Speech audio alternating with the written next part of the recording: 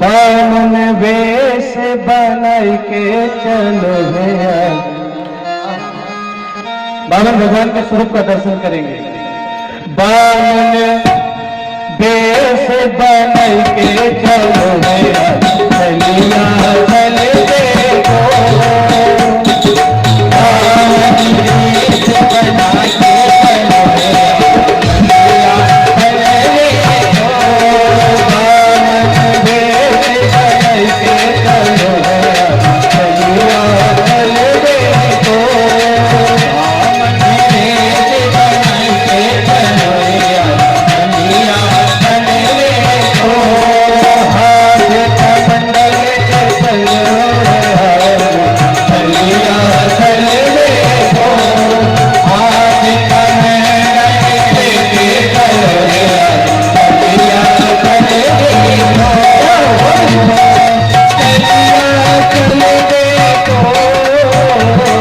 चलिया चल देखो, चलिया चल देखो, चलिया चल देखो, चलिया चल देखो। मन वेश बनाई के चलो भैया, चलिया चल देखो। मन वेश बनाई के चलो भैया, चलिया चल देखो। बहुत ही सुंदर भगवान का बोले प्रेम से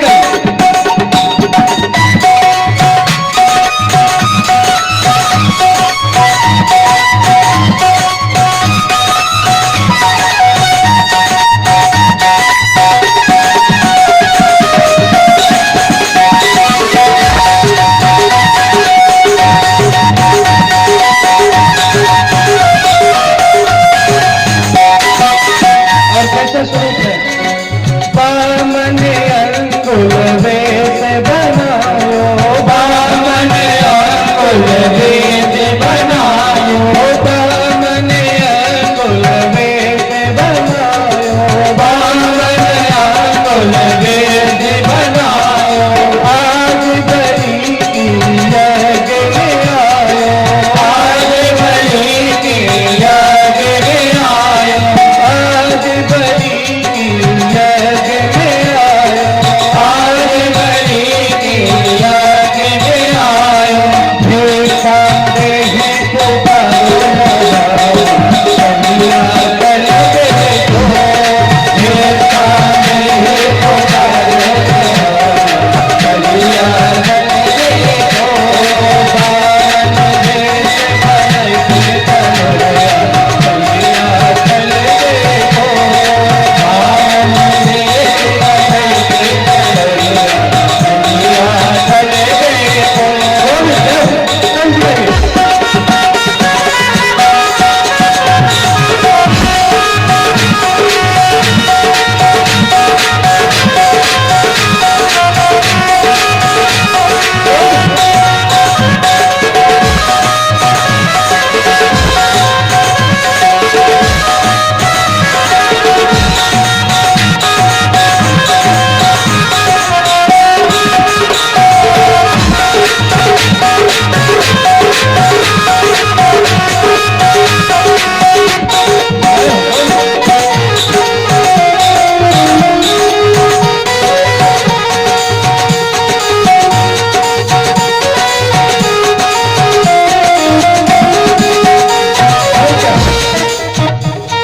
हाथ कमंडल कर में माला, हाथ कमंडल कर में माला।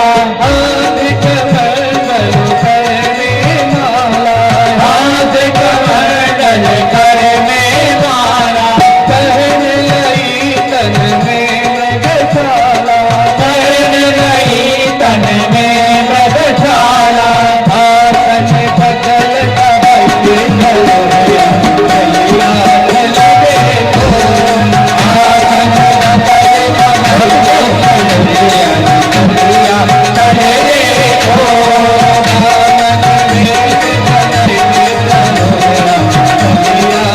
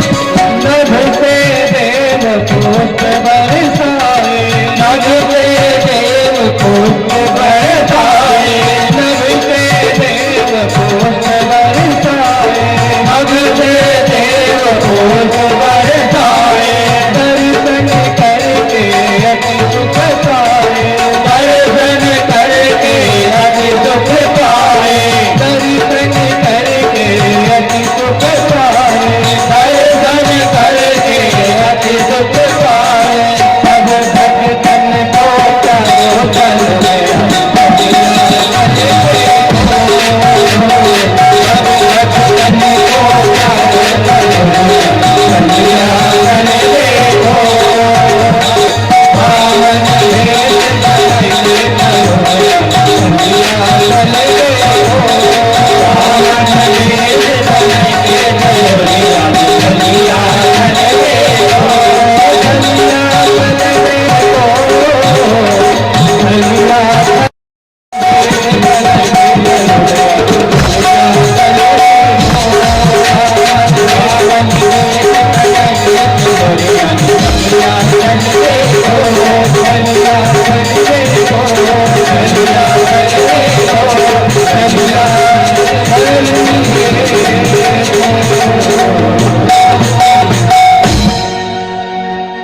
बामन बेस बन के चलो रानी, छलिया छली देखो। अगर अपने अंदर भक्ति है तो भगवान सामने युद्ध नहीं करना पड़ता। भगवान भी भक्ति के सामने झुकते हैं, भक्त का सम्मान करते हैं। आज बामन भगवान कहते हैं महाराज बलि की तरफ चल दिए। आज जैसे द्वारपालों ने देखा बामन भगवान के तेज को देख करके, इतने सुंदर बालक को देख करके, जनेऊ धारण है, सुंदर कोपिन पहने हैं, छोटे से बालक, हाँ, उनके मुखड़े को तो देख करके ब्रज की माताएं तो बोलती हैं महाराज इनका मुख तो वैसा है जैसा छोटा सा मिट्टी का दिया हो। इतने सुंदर स्वरूप को देख करके द्वारपालों ने अंदर प्रवेश करने दिया। जैसे ही अंदर गए उस समय शुक्राचार्य जी महाराज बलि को पूजा करा रहे थे, यज्ञ करा रहे थे। जैसे उस यज्ञ में इतने तेज बालक को देखा महाराज बलि ने पूछा शुक्राचार्य जी से, महाराज ये कौन आ रहे हैं? निश्चय ही बहुत ही तेजस्वी ब्राह्मण बालक हैं। मुझे तो ऐसा लगता है कि साक्षात जितना जगत का तेज है सारा तेज इस बालक के अंदर आ गया है। ऐसी बातें कर रहे थे कि बलि महाराज के पास पहुंच गए। बलि महाराज तुरंत खड़े होकर के आज उनको प्रणाम किया। आपका नाम क्या है? आप कहां से आए हैं? बोले बस यही पृथ्वी पर घूमता रहता हूं और भगवान का भजन करता हूं। अरे आपके स्वरूप को तो देख करके ऐसा लग रहा है कि मैं आज आपको 5 गांव, 10 गांव, 20 गांव आपको दान में दे दूं। बोले नहीं, यही तो एक बात, हमारा एक नियम है, हम दान नहीं लेते, दान लेना हमने बंद कर दिया है। हाँ, बोले नहीं, आज मेरे अंदर आपके तेज को देख करके मेरे अंदर ये उत्कंठा हुई है, मैं आपको जरूर दान दूंगा। बोले आप दान देंगे लेकिन मैं दान लूंगा नहीं। अरे कहो तो मैं आपको न जाने कितना धन, कितना सोना, कितना चांदी, रत्न से भरे आभूषण, जितना आपको चाहिए मैं आपको दान दे देता हूं। बोले बिल्कुल नहीं। अरे कहो तो आप छोटे से बालक हैं, किसी ब्राह्मण कन्या के साथ आपका विवाह करा दूं? बोले नहीं। अरे वैसे भी मैं जो है अब बहुत धर्मात्मा हो गया हूं, जब से शुक्राचार्य जी ने मुझे उपदेश दिया है। मैं साल में न जाने कितनी कन्याओं का विवाह कराता हूं, एक ब्राह्मण कन्या का आपके साथ करा दूंगा। आज बामन भगवान बोले ये बताओ विवाह करा दोगे? बोले हाँ बहुत। विवाह के बाद कुछ खाने के लिए भी तो लगेगा ना, उसकी व्यवस्था? बोले महाराज उसकी व्यवस्था मैं कर दूंगा, आपका भंडार भर दूंगा, हाँ? आपको इतनी जमीन दे दूंगा आपको कोई कमी नहीं रहेगी। बोले रहना भी तो पड़ता है। अरे मैं आपको बड़े बड़े महल दे दूंगा, आप उन महलों में रहिएगा। अरे वाह, विवाह के बाद बच्चे भी होंगे? बोले हाँ महाराज, जो भी ठीक है। संतान हुई, 5-6 संतानें हो गई। किसी संतान को कोई तकलीफ भी हो सकती है, कोई बीमार भी हो सकता है, यहाँ तक कि ज्यादा तकलीफ हो गई तो कोई एक संतान मर भी सकती है। तो बोले रोना भी पड़ेगा, उसकी व्यवस्था। बोले महाराज आपका बच्चा है, आपका बेटा है, वो मरेगा तो आप रोएंगे? हाँ? रोने वाले किराए से काम नहीं। बोले जब अंत में रोना ही है तो विवाह क्यों करो? मना कर दिया। बोले महाराज ने विचार किया, इतनी देर से बहुत प्रयास करने के बाद आए, फिर से वापस चले गए। बोले महाराज मेरा नियम है, आपने नहीं सुना होगा, मैं प्रहलाद जी का नाती हूं, बैरोचन का पुत्र हूं और मैं बहुत दानवीर हूं। अपने दरवाजे से किसी भी ब्राह्मण को खाली नहीं जाने देता। आज उन्होंने कहा कि अगर तुम कहते हो अपने को दानवीर और मैं लेता नहीं, लेकिन तुम्हारी बड़ी इच्छा है, तो एक काम करो, मुझे तुम थोड़ी सी जमीन दान दे दो। कितनी? 1000 एकड़, लाख एकड़? बोले नहीं, 3 पग पृथ्वी। महाराज बलि को तो हंसी आ गया। इतने वैसे भी 52 अंगुल के हैं, इनके पैर कितने बड़े हैं? एक आसन भी नहीं बिछा सकते उसमें, और 3 पग पृथ्वी। महाराज आपकी बुद्धि सही है कि नहीं? लगता है कहावत सत्य है ना? अब तो बलि महाराज बोले मैं बड़ा संतोषी ब्राह्मण हूं। बोले इतना ज्यादा भी संतोषी ब्राह्मण हमने नहीं देखा जितना ज्यादा आप हैं। बोले मैंने जो बोल दिया 3 पग ही पृथ्वी लूंगा, इससे ज्यादा एक भी नहीं लूंगा। अब तो बलि महाराज ने कहा ठीक है, चलिए मैं आपको 3 पग पृथ्वी देता हूं, संकल्प करने। बोले संकल्प करके लूंगा? हाँ। संकल्प करके? हाँ। बिना संकल्प के कहते हैं फल नहीं। और संकल्प का एक और कारण होता है, अगर संकल्प हो जाए तो देना पड़ेगा, अगर नहीं देंगे तो उससे डबल दोष होता है। संकल्प के बाद आप बदल नहीं सकते। अब तो बलि महाराज संकल्प करने के लिए तैयार हो गए।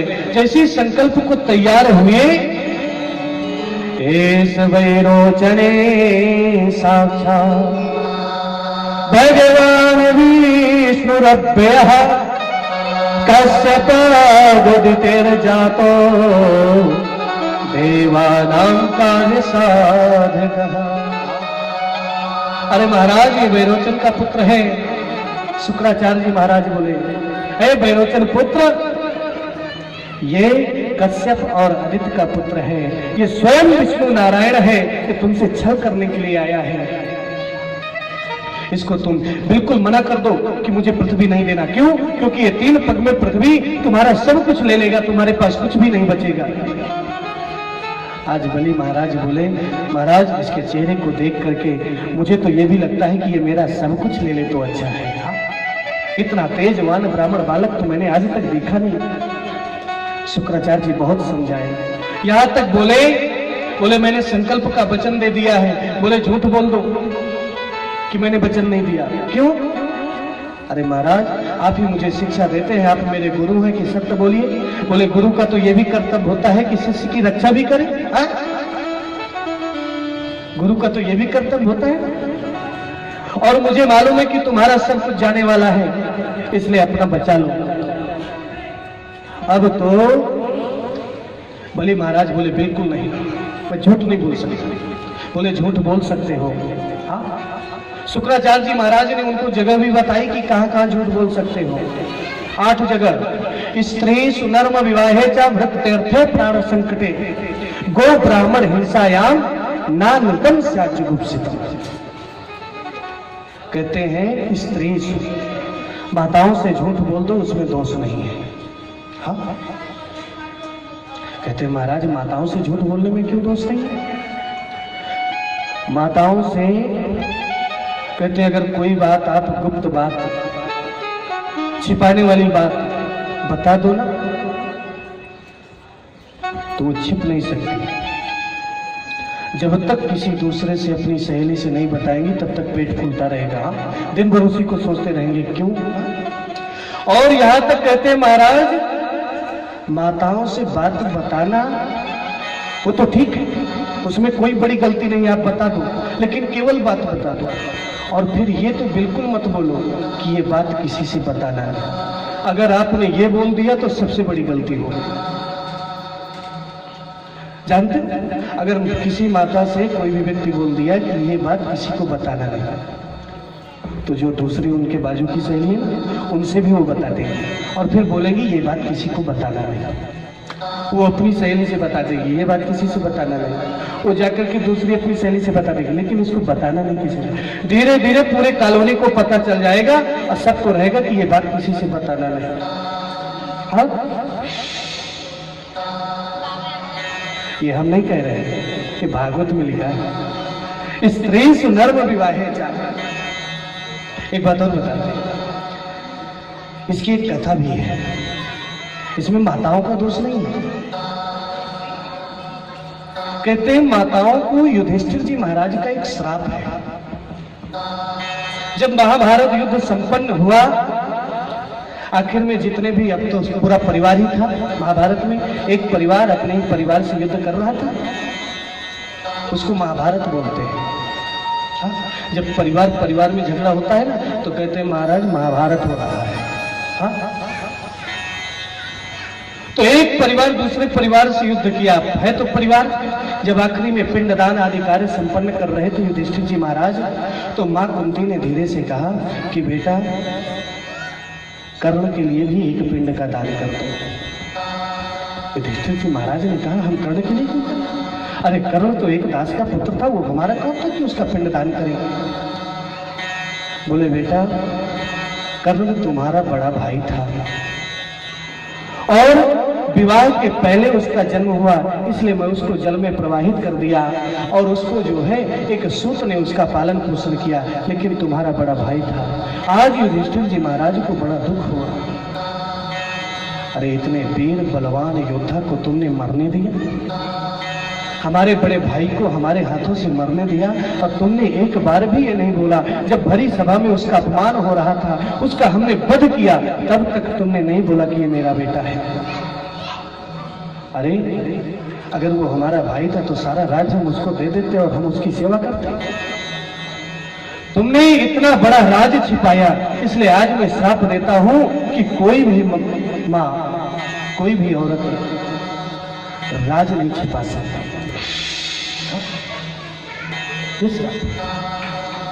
कहते उसका भी कारण होता है, लेकिन इसमें बुरा मानने की कोई बात नहीं। स्त्री सुनर्म विवाहे जा, कहते हैं किसी कन्या का कहीं अच्छी जगह विवाह हो रहा हो, थोड़ा सा झूठ बोल दीजिए, सत्य से भी बड़ा है। व्रत करते अपना पूरा धन बच रहा हो, एक झूठ से तुरंत बोल दो। प्राण संकटे, अगर हम सच बोल देंगे हमारे प्राण चले जाएंगे, झूठ बोल दो।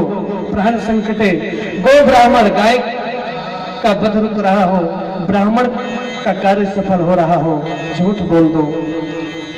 नाम तम से जुगुप्सितम, वहां पर कहते हैं झूठ का दोष नहीं, ये बिल्कुल, लेकिन व्यर्थ में नहीं कि हमारे 2 रुपए बच रहे हैं और आप 50 रुपए का झूठ बोल रहे हैं।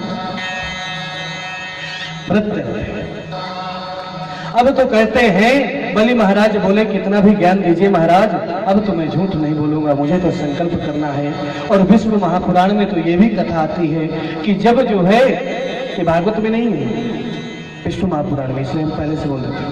जब बलि महाराज संकल्प करने लगे और जैसे ही संकल्प का जल लोटे से गिरने लगा, कहते हैं उस लोटे के छिद्र में जो है शुक्राचार्य जी महाराज बैठ गए कि जल ना गिरे, जल गिरेगा नहीं तो जल के बिना संकल्प नहीं होता। तो वामन भगवान अपने आसन से एक कुसा निकाला और उस लोटे में जैसे डाला तो एक आंख, यानी शिक्षा दे दिया सबको, एक आंख से देखो समान दृष्टि से। और आज संकल्प हुआ, 3 पग पृथ्वी का संकल्प हुआ, और 3 पग पृथ्वी लेकर के बोले 3 पग पृथ्वी का संकल्प हुआ, 3 पग पृथ्वी आप नाप लीजिए। जैसे संकल्प संपन्न हुआ, आज वामन भगवान बढ़ने लगे। इतना विशाल स्वरूप धारण किया कि बढ़ते बढ़ते बढ़ते बढ़ते एक विराट स्वरूप धारण किया। बोलिए विराट भगवान की। अब तो वामन भगवान का न चेहरा दिख रहा, न हाथ दिख रहे, न पेट दिख रहा, केवल घुटने पैर दिख रहे। कितना विशाल स्वरूप धारण किया। एक पग पृथ्वी में पूरा पाताल लोक, और दूसरा पैर बढ़ाया तो पूरी त्रिलोकी को नाप लिया। आज वो पैर जो है कहते हैं ब्रह्मलोक तक गया, उसी पैर को धो करके जो है ब्रह्मा जी ने अपने कमंडल में रख लिया, वही गंगा मां। और 2 पग में सब कुछ नाप लिया। भगवान बोले तीसरा पैर कहां रखूं? अगर तू संकल्प नहीं पूरा करता तो तू जरूर पाप का अधिकारी होगा और तुझे कठोर दंड मिलेगा। मैं तीसरा पग मैं कहां पर रखूं? आज बलि महाराज बोले ये बताइए धन बड़ा होता है कि धन का मालिक? बोले धन बड़ा होता है। बोले अगर धन बड़ा होता है, धन बड़ा होता है कि धन का मालिक? बोले धन का मालिक। बोले अगर धन का मालिक बड़ा होता है तो तीसरा पैर आप मेरे ऊपर रख दीजिए।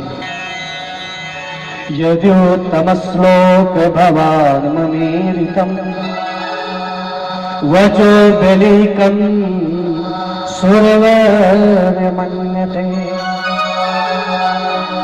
करोमृतं न भवे प्रलम्भनम् पदं तृतीयं कुरु श्रीकृष्ण मे निजम्। तीसरा पैर मेरे सर में रख दो। और आज कहते हैं तीसरा पैर जो है बलि महाराज के सर में रख दिया। आज बलि महाराज के जितने पूर्वज हैं ना सब प्रसन्न हो गए। प्रहलाद जी महाराज प्रकट हो गए, आ गए। आज भगवान को प्रणाम किया।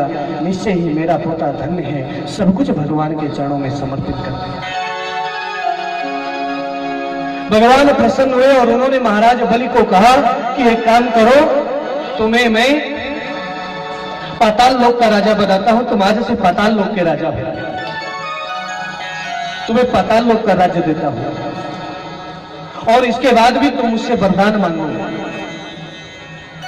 बलि महाराज ने कहा मैं आपसे केवल एक ही वरदान मांगना चाहता हूं। जिस ब्राह्मण को मैंने इतना दान किया है वो तो कुछ भी नहीं है। मैं सोचता हूं कि मेरे पास और रहता वो भी मैं दान कर देता, लेकिन ये जो आपका स्वरूप है, जब मैं अपने दरवाजे से निकलूं तो आपका मुझे जो है दरवाजे में दर्शन हो। भगवान बोले तुम वरदान मांग रहे हो कि नौकर बना रहे हो? पाताल लोक में हजारों दरवाजे हैं, पता नहीं तुम किस दरवाजे से निकलो है? कब निकल रहे हो ये भी नहीं मुझे मालूम। यानी 24 घंटे मुझे दरवाजे पर खड़ा रहना पड़ेगा कि कब बलि निकले और मेरा दर्शन हो। ये वरदान है कि दंड? बोले महाराज ये तो दंड स्वीकार करना पड़ेगा। यानी बलि महाराज ने इतना दान दिया कि भगवान को भी उनके बंधन में बंधना पड़ा। भगवान ने वरदान दिया और आज भी एक रूप में जो है वैकुंठ में रहते हैं और एक रूप में बलि के दरवाजे में खड़े रहते हैं। हर दरवाजे में हमेशा भक्त की विजय होती है, चाहे वो दैत्य हो या देवता हो या मनुष्य हो। बोलिए रावण भगवान की। इसके बाद उस वंश की कथा करते करते चंद्रवंश सूर्यवंश में प्रवेश किया। सूत जी महाराज और सुखदेव जी महाराज उसी वंश में कहते हैं एक अम्बरीश राजा हुए जो भगवान के बहुत बड़े भक्त थे। हाँ, अम्बरीश महाराज एकादशी का व्रत करते थे और द्वादशी में पारण करते थे। एक बात और बताता, कभी कभी जैसे दूसरे दिन द्वादशी है तो उसमें त्रयोदशी भी आ जाती है। दोपहर 10 बजे तक द्वादशी है, इसके बाद त्रयोदशी लग जाएगी। कभी भी पारण होता है तो द्वादशी में होता है, त्रयोदशी में नहीं होता। अगर हमने त्रयोदशी में पारण किया तो हमारा व्रत खंडित माना जाएगा। आज अम्बरीश महाराज एकादशी का व्रत रहते हैं, दूसरे दिन द्वादशी है, सोचा पारण करूंगा, केवल दोपहर तक द्वादशी है। उसी समय द्वादशी के दिन सुबह सुबह दुर्वासा मुनि का आगमन हुआ।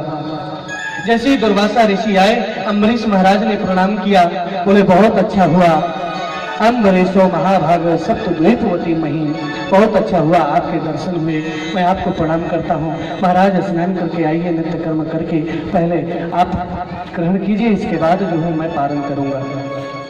और दुर्वासा ऋषि कहते हैं नदी चले गए स्नान करने के लिए, वहां पर स्नान भजन करते करते बहुत समय व्यतीत हुआ और अम्बरीश महाराज को तो ऐसा लगने लगा कि त्रयोदशी लग जाएगी, व्रत खंडित हो जाएगा, तो क्या करूं। तो जैसे ही त्रयोदशी लगने वाली थी, अम्बरीश महाराज ने एक चरणामृत लिया और पान करके पारण कर लिया। जैसे दुर्वासा ऋषि आए, आज वहां पर देखा योग के द्वारा कि इसने तो पहले से मुंह जूठन कर लिया है। आज दुर्वासा ऋषि को बड़ा क्रोध आया। किसी किसी को छोटी सी भी बात में बहुत ज्यादा क्रोध आता है, हाँ? तो क्रोध की मूर्ति होते हैं, हाँ?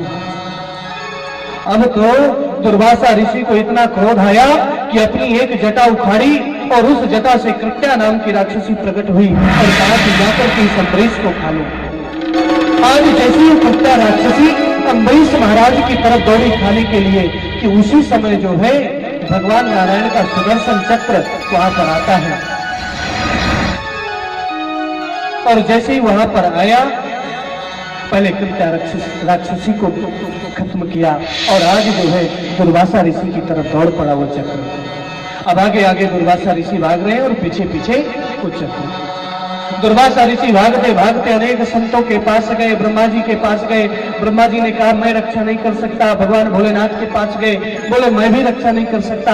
नारायण भगवान के पास गए, आपका चक्र है, आप रक्षा कीजिए, बोले मैं भी रक्षा नहीं कर सकता। क्यों? अहम भक्त पराधीनो तन्निवद्भुजः साधुभिर्ग्रस्त हृदयो भक्तैर्भक्त जन प्रियः। क्योंकि अहम भक्त पराधीनो, मैं भक्त के पराधीन हूं। तो बोले क्या करूं? बोले आपकी ये रक्षा अम्बरीश ही कर सकता है। अब दुर्वासा ऋषि पुनः आए, अम्बरीश के चरणों पर गिर पड़े, इस चक्र से मेरी रक्षा करो। अम्बरीश महाराज बोले अरे महाराज ये आप क्या कर रहे हैं? दुर्वासा ऋषि को खड़ा किया और आज चक्र से प्रार्थना की इनको छोड़ दीजिए। और आज चक्र वापस गया। आज दुर्वासा ऋषि को ये ज्ञान हुआ कि भगत के बस में है भगवान। भक्त चाह ले तो जिस प्रकार से बलि के दरवाजे में खड़े रहते हैं ना, भक्त की 24 घंटे भगवान रक्षा करते हैं। क्यों? क्योंकि भगवान को भी भक्त की जरूरत है। अगर भक्त इतनी पूजा नहीं करेगा, वंदना नहीं करेगा, तो मुझे नैवेद्य कहां से मिलेगा? इसके बाद कहते उसी अम्बरीश महाराज के वंश में मानधाता राजा त्रिशंक, हरिश्चंद्र और उन्हीं के वंश में सगर महाराज। सगर महाराज के कहते हैं, सगर महाराज के 2 विवाह हुए और एक पत्नी के तो एक पुत्र जिनका नाम है असमंजस और एक पत्नी के जो है मांस का पिंड जन्म लिया। क्रोध में आकर के उसके 60,000 टुकड़े कर दिए और वही 60,000 टुकड़े जो है 60,000 बालक बन गए। वही 60,000 बालक कहते सगर महाराज ने जो है अश्वमेध यज्ञ किया। उस अश्वमेध यज्ञ को जो है इंद्र महाराज भंग करने के लिए कि कहीं इंद्र पद न प्राप्त हो, उसको चुरा करके जो है घोड़े को कपिल मुनि के पाताल लोक में कपिल मुनि के आश्रम में बांध दिया और घोड़े को ढूंढते ढूंढते उस सगर महाराज के जो 60,000 पुत्र है ना, आदि पृथ्वी को खोद दिया। खोदते खोदते पाताल तक चले गए। कहते हैं जितना खोदा है ना, उसी खोदी हुई जमीन पर जो है समुद्र भरा है, सागर। और जैसे ही कपिल मुनि के पास पहुंचे, कपिल मुनि के आश्रम में घोड़ा बंधा था। आज कपिल मुनि महाराज को जो है कहते तपस्या को भंग किया, उनका अपमान किया, और कपिल मुनि की क्रोध की अग्नि से 60,000 पुत्र जो है भस्म हो गए।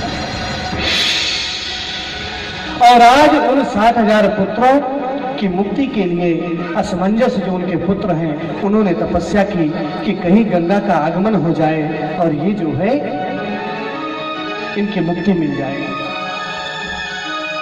असमंजस ने घोर तपस्या की, उनके पुत्र अंशुमान ने तपस्या की, और कहते हैं उनका जीवन चला गया।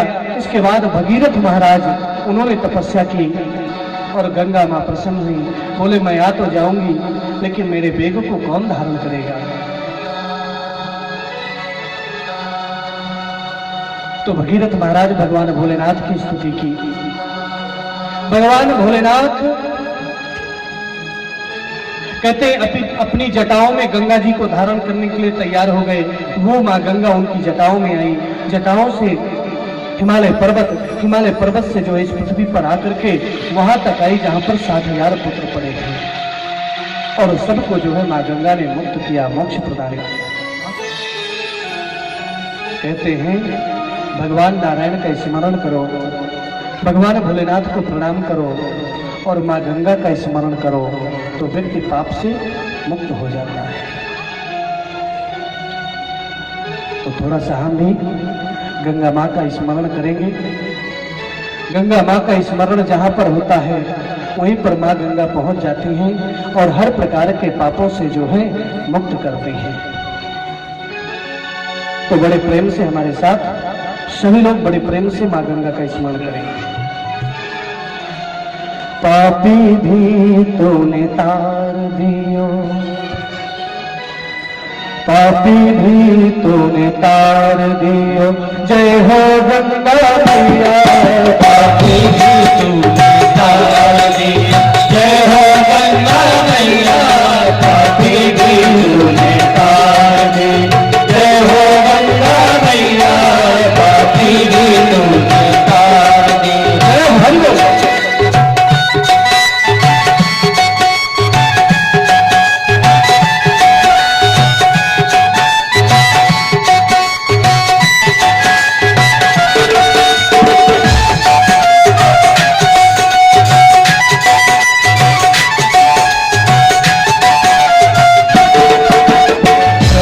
मंडल में से निकली शंकर जटा मैया।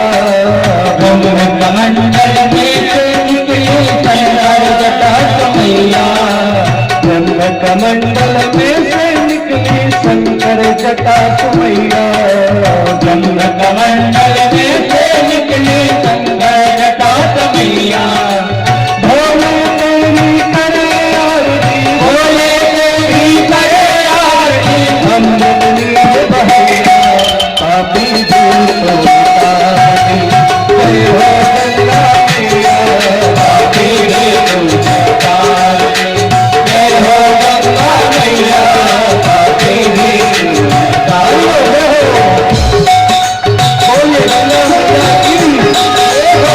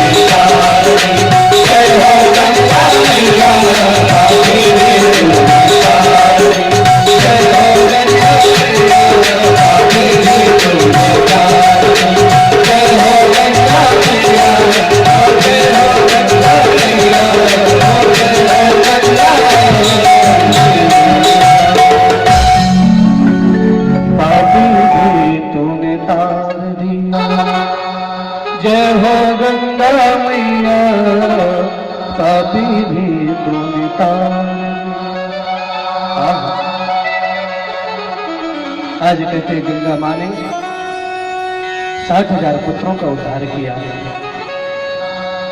और इतना ही नहीं, आजकल करोड़ों अरबों लोगों का उद्धार कर चुकी है। एक बड़ी अच्छी कथा है, बड़े ध्यान से सुनिएगा। इसके बाद हम रामचरित्र में प्रवेश करेंगे। कहते हैं जो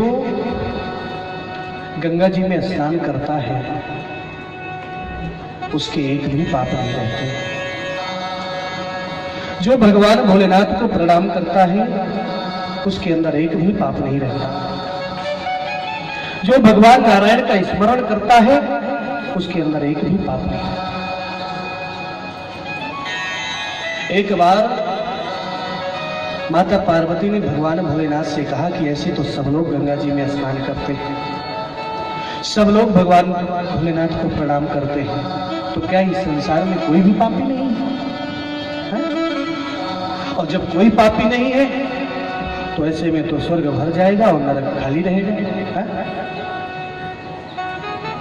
बोले हाँ, पापी वो नहीं है जिसके अंदर गंगा मां के प्रति, भगवान के प्रति, भागवत के प्रति जिनकी श्रद्धा है, विश्वास। और जिनको अविश्वास है वो कितना भी गंगा जी में चाहे डुबकी लगाएं, चाहे कुछ भी करें, तो पाप से नहीं मुक्त होते। विश्वासों फल लाएगा। इसकी परीक्षा भी कहते माता पार्वती और भोलेनाथ ने है। आज कहते भगवान भोलेनाथ एक कोढ़ी मनुष्य का रूप धारण किया, वृद्ध कोढ़ी, और काशी में, बनारस में उस स्थान पर बैठ गए जिस स्थान से लोग गंगा जी स्नान करके और विश्वनाथ जी महाराज का दर्शन करके आते हैं। उसी रास्ते पर बैठ गए और वहीं पर माता पार्वती बुढ़िया का रूप धारण करके बैठ गए।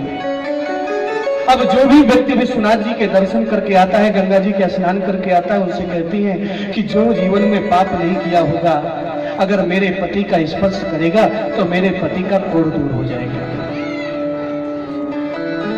अब हर व्यक्ति से कहती, लेकिन हर व्यक्ति उसको स्पर्श नहीं करता। क्यों? उनके अंदर यह है कि हमने जीवन में कोई ना कोई पाप तो किया ही होगा, किसी का बुरा, किसी का हित सोचा होगा, किया होगा। अब कोई भी स्पर्श नहीं करता। क्यों? हम स्पर्श करें, अगर उसने जो ठीक नहीं हुआ तो सब लोग मानेंगे कि ये बहुत बड़ा पापी है। अब तो कहते हैं सबसे कहती, सब चलते जाए। उसी रास्ते से एक वेश्या निकली, गंगा जी में स्नान करके और भगवान का दर्शन करके आ रही थी। जब वो माता पार्वती ने उस वेश्या से कहा तो वेश्या थोड़ी देर के लिए रुक गई। क्यों? क्योंकि उसने जो है कहीं पर ऐसे ही सत्संग में सुना था कि जिसने गंगा जी में स्नान कर लिया उसके सारे पहले के पाप नष्ट हो जाते हैं, जिसने भगवान को प्रणाम किया उसके सारे पहले के पाप नष्ट हो जाते हैं। और मैंने जीवन में पाप तो बहुत किया है, लेकिन अभी अभी स्नान किया है और अभी अभी दर्शन किया है, और ये स्नान और दर्शन करने के बाद तो मैंने अभी पाप किया नहीं, तो मैं तो निष्पाप हो गई। आज वो वेश्या ने कहते तुरंत उसको स्पर्श किया और उसके स्पर्श करते ही वो ठीक हो गया। भगवान भोलेनाथ माता पार्वती से बोले, देखो इस वेश्या के अंदर विश्वास था, एक कथा के प्रति विश्वास था, भगवान के प्रति विश्वास था। जितने लोग यहाँ से गए, यद्यपि गंगा जी में स्नान करके गए, यद्यपि मेरा दर्शन करके गए, लेकिन किसी के अंदर ये विश्वास नहीं था कि मैं पाप से मुक्त हो गया। जब तक हमारे अंदर श्रद्धा और विश्वास नहीं रहेगा, हम कितनी भी कथा सुनेंगे, हमें कथा के प्रति विश्वास नहीं रहेगा तो उसका कोई फल नहीं है। आज कहते हैं उन्हीं के वंश में महाराज रघु हुए, रघु के दिलीप, दिलीप से अज, और अज से दशरथ, और दशरथ, महाराज दशरथ की कथा तो सभी जानते हैं। भागवत महापुराण में रामचरित्र भी है, और वो रामचरित्र बहुत सूक्ष्म है, केवल 2 अध्यायों में, इसलिए इसको हम बहुत कम करेंगे क्योंकि आगे जन्मोत्सव भी करना है, भगवान कृष्ण का भी जन्म करना है। कहते हैं महाराज दशरथ की 3 पत्नियां हैं, मां कौशल्या, मां सुमित्रा और मां कैकेयी, लेकिन तीनों की संतान नहीं है। चौथा पन आ गया, महर्षि वशिष्ठ जी महाराज के पास पहुंचे, बोले महाराज अभी तक संतान नहीं हुई, संतान होनी चाहिए। वशिष्ठ जी महाराज ने पुत्रेष्ठ यज्ञ को बताया, तुम पुत्रेष्ठ यज्ञ करो, संतान होगी। श्रृंगी ऋषि के द्वारा पुत्रेष्ठ यज्ञ कराया गया और उस पुत्रेष्ठ यज्ञ पर कहते हैं अग्नि देवता एक खीर का दोना लेकर के प्रकट हुए, महाराज दशरथ को दिया, अपनी तीनों पत्नियों को एक खीर खिला दो, तीनों पत्नियों की संतान होगी। आज वो खीर को ला करके माताओं को दिया, खीर का आधा भाग मां कौशल्या और आधे भाग से आधा आधा करके मां सुमित्रा और मां कैकेयी को दिया गया। जैसी तीनों माताएं अपना अपना खीर लेकर के खड़ी थी, उसी समय एक बाज पक्षी आया और मां सुमित्रा के हाथ का दोना लेकर के चला गया। कहते हैं उसी दोने की खीर को अंजनी माता ने खाया था और अंजनी माता के हनुमान जी महाराज का प्राप्त।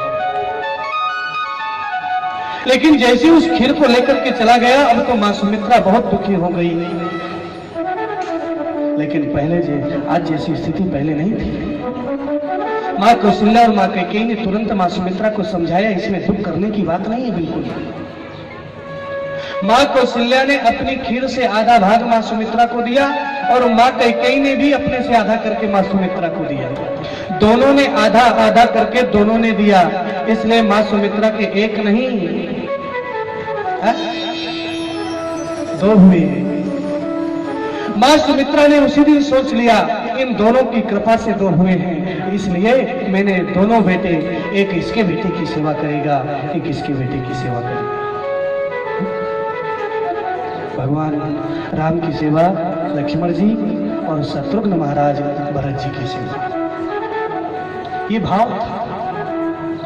एक बात और बता दो, आज की स्थिति में होता ना, ये रामचरित्र सूक्ष्म बहुत है, छोटा बहुत है, लेकिन इसमें अपार ज्ञान है। भगवान राम जी के चरित्र में वो हुआ है जो हमें करना चाहिए, और कृष्ण चरित्र में जो कहा गया है वो करना चाहिए।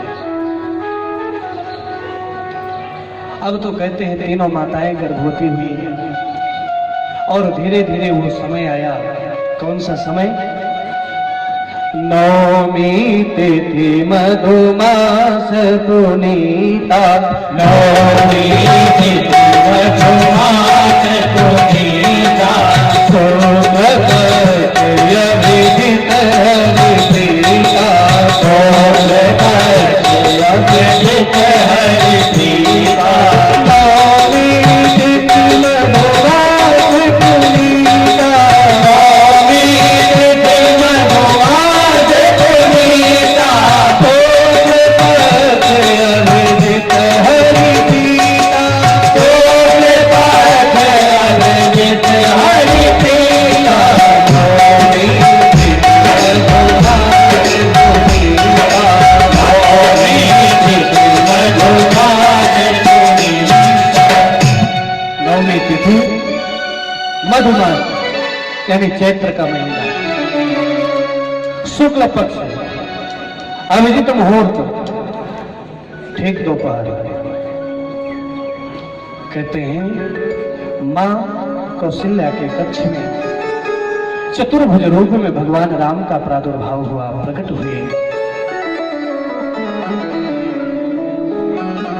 जैसे ही चतुर्भुज रूप में प्रकट हुए, मां कौशल्या ने प्रणाम किया, बोले आप बेटा बन करके तो आई नहीं, हाँ? बेटा कहीं इतना बड़ा होता है, 4 भुजाएं धारण करके, हाँ 6 फुट का? बोले छोटा होना पड़ेगा। छोटे हुए, बोले तो हाथ भी हटाने पड़ेंगे, हाथ भी हटाए, हाँ? इसके बाद मां कौशल्या बोली इतना ही नहीं, बच्चा जब पैदा होता है तो कपड़े पहन के नहीं होता, ये कपड़े भी उतारने पड़ेंगे। भगवान राम ने कहते वो कपड़े भी उतारे। माता पुनि बोली सोमति डोली, तजहु तात यह रूपा, की जैसी तुलीला प्रिय शीला, सुख करे अनुरूपा। माता पुनि बोली सोमति डोली, तजहु तात यह रूपा, की जैसी तुलीला प्रिय शीला,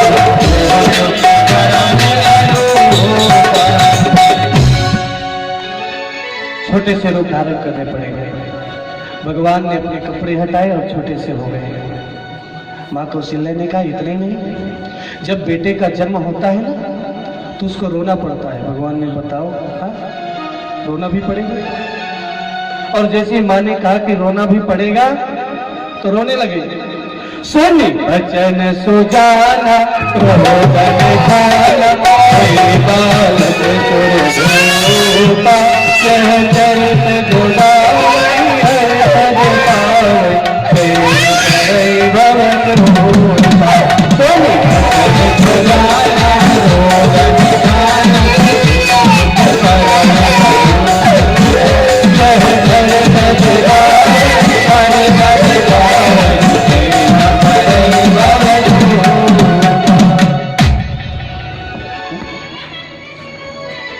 आज कहते हैं भगवान रोने भी लगे, लेकिन थोड़े से नहीं रोए। सुनी वचन सुजाना, रोदन ठाना, ठाना यानी ठान लिए, अब रोना बंद ही नहीं कर रहे। और इतना जोर से रोए, इतना जोर से भी नहीं रोए। अब तो कहते हैं जैसे ही भगवान रोए सभी को पता चल गया। पता तभी चलता है ना, जब अंदर जैसे ही बच्चा रोता है बाहर के लोगों को पता चलता है कि बेटे का जन्म हो गया, बच्चे का जन्म हो गया। अब तो कहते हैं जो माँ कौशल्या की जो दासी है तुरंत गई अंदर, देखा कि बेटे का जन्म हुआ, दौड़ करके दशरथ जी से बताने गई। दशरथ जी से जैसे ही बताया, दशरथ जी ने तुरंत 9 लाख हार उसको दे दिया। इधर दशरथ राम का जन्म हुआ, उधर माँ कैकेयी ने भी एक बेटे को जन्म दिया, और माँ सुमित्रा ने 2-2 बेटे का जन्म दिया। 4 बेटों का जन्म हुआ। जिस घर में एक भी संतान नहीं थी, आज उस घर में 4-4 संतानें हैं। आज इतनी प्रसन्नता अयोध्या में, एक बड़ी धूमधाम, पूरी अयोध्या सजी, पूरी अयोध्या में बधाई गाई जा रही है, सुंदर उत्सव मनाए जा रहे हैं, जन्मोत्सव मनाया जा रहा है। अभी हम एक बधाई के द्वारा राम जन्मोत्सव मनाएंगे, इसके बाद अभी कृष्ण जन्मोत्सव भी मनाना है ना। तो एक बधाई हमारे साथ सब लोग, भगवान राम का जन्म हुआ है तो बड़े प्रेम से हमारे साथ गाएंगे।